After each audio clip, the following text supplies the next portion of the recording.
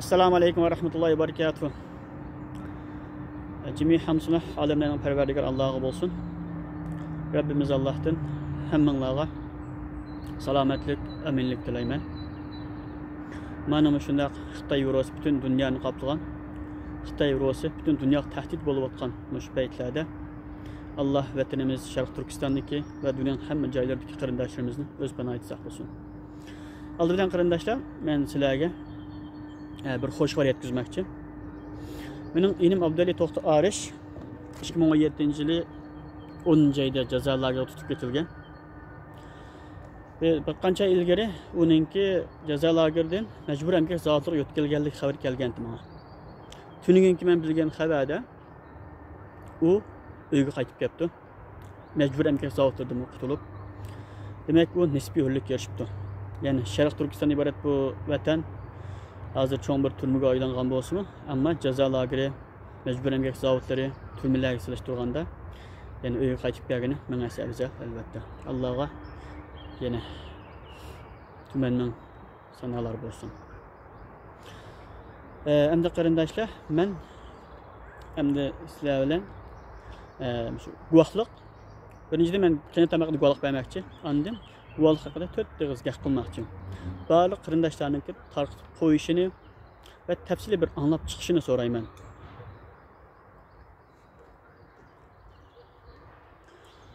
Bu mening qiynotam Hasan G'ofur bo'ladi.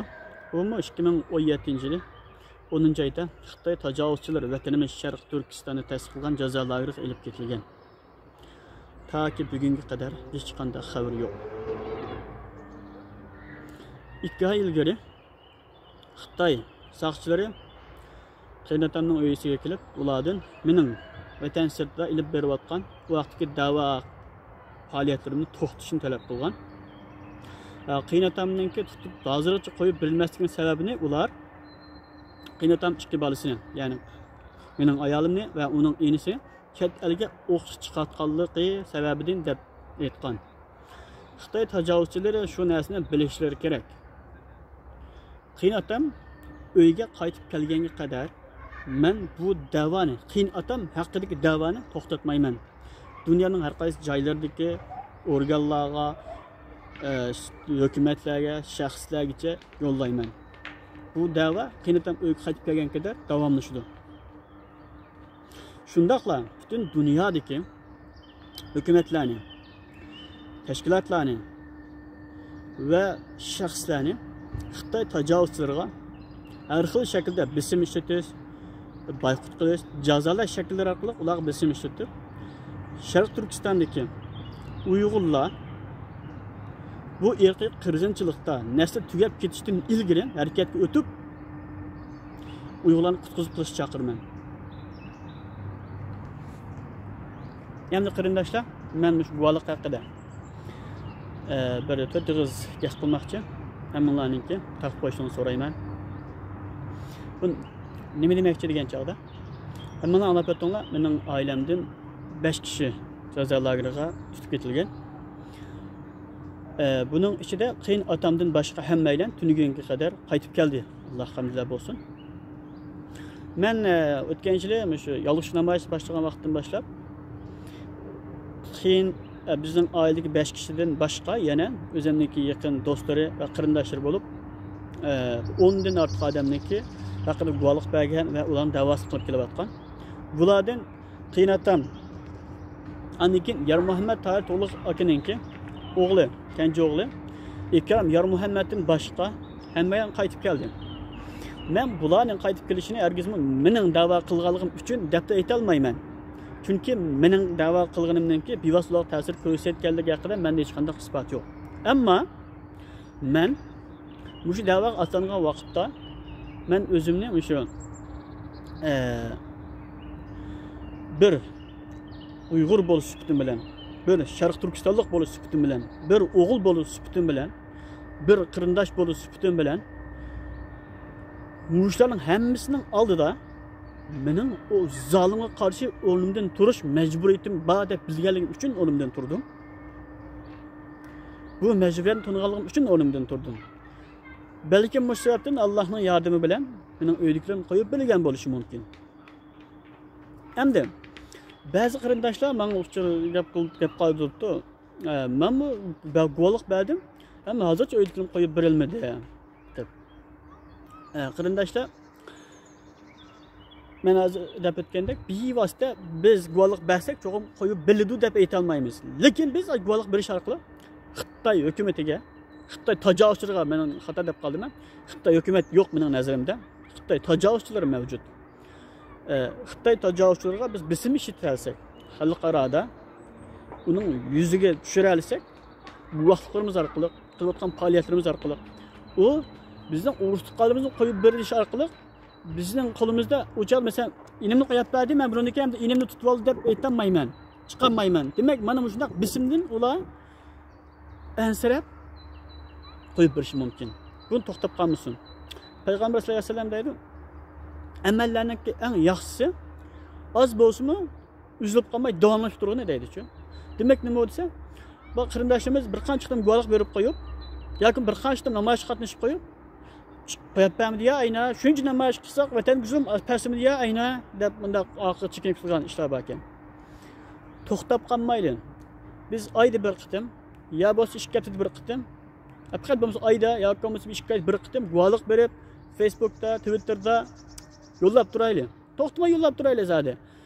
Bu orqali biz biri uydagilarimizninki hayotligiga kafolat qila olamiz. To'xtab turib, mana chet elda urushdiqlar bor ekan, men da'vosi qiladi ekan, men diqqat qilay juma deydi. Mesela organ harvesting bilimiz maydan hozir bizning organlarni, ichki a'zolarini sug'urib akitib qo'ygan. Hech bo'lmasa buni da saqlab qolamiz birinchi. Ikkinchi, mushundaq bisimlarni qo'yib qo'yib berish mumkin. Uchinchi, biz o'zimizning sukutimiz orqali Xitoyga yordam qilmagan bo'lamiz. Chunki biz dunyodan talab qilyapmiz. Voy bu qo'pab nima uchun Uyg'ur uchun gap qilsa biz arablar go'yli biz uchun gap qilmaydi. Bizning turk qarindoshimiz, qozoq, qirg'izlar jim yetib oldi, Pokistonlik uni qildi deb xafa bo'laymiz. Oldindan o'zimiz o'rnimizdan turib, guvohlik berish va boshqa shakllar orqali Xitoyga bo'lgan noroziligimizni, o'chkimizni, irqchiligimizni bildirsak, ondan keyin xalqni bildirib, ma'lum o'chgan haqiqatan, ma'lum haqiqatan zulm qildi bularga Xitoylar deb, ondan keyin ularni undan qopish mumkin. Bu birinchi narsa qarindoshlar. Shunga to'xtab qolmaylik, umid uzmaylik. Men bu yerda bir misollik tushunib qo'yay qarindoshlar.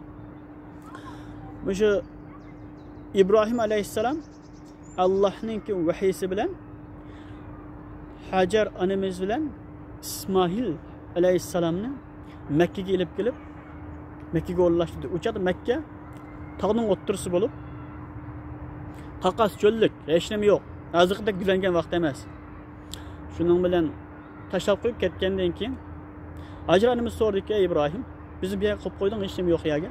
Bu Allohning o'rlashtirganimi yoki sen o'z ra'yingga chiqib qatamsan?" degandan keyin, "Bu Allohning buyrug'i." degandan keyin undaqda rozi bo'ldim dedi. Shunga ketdi. Qo'yib qo'ygan bir tulum suv qo'yib qo'ygan xurma ular tugab ketdi. Bu vaqt İbrahim yig'lab ketdi. Yig'lgandan keyin ana bu bolaning yig'ishiga chidamaydi-da. O'rnidan turib suv izlashga boshladi. Safa tig'i bilan nima tig'i orasida 7 qitim bu tarafga, 7 qitim bu tarafga yuguradi. Bu yugurish musulmonlarga vojib bo'lib qoldi qarindoshlar. Ajib Allah. Ama o ana o yerda yugurayotdi, ikki tog' orasida bola yig'layotdi, kepchaklab suv bolaning topining ostidan chiqdi. Tog'dan emas. Topanning ostidan chiqdi. Bu nima? Hajar onamizningki shu vaqtdagi vazifasi ikki tog' orasida yugurish, suv izlash. Allohning vazifasi bo'lsa, Ismoilning putining ostidan suvni chiqarib berish qarindoshlar. Demak, bizning Sharq Turkiston davosida vatan sirti qilayotgan barliq faoliyatlarimiz, guvohliklarimiz va barliq harakatlarimiz Hajar onamizningki suv izligiga o'xshaydi. Bizning oiladagilarimizning yordam qiladigan Allohdir. Shuningga biz to'xtab qolmay harakat qilsak, Alloh bir yerda natijasini beradi qarindoshlar. Umid uzmaylik. To'xtab qolmaylik. Bir qanchalik qo'yib chiqmaydi ya ayna deb umid uzmaylik. Biz o'ylaylik, bu bir haq yo'l desak, qilayotganimiz haqiqiy ish desa, to'xtab qolmaylik. Alloh nima deydi? Agar sizlar jihatda bo'shib qolmasanglar,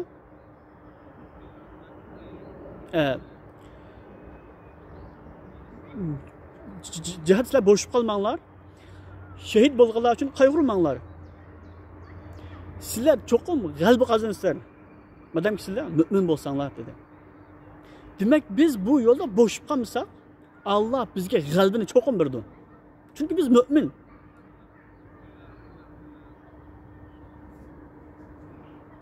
Yana bir misol qarindoshlar.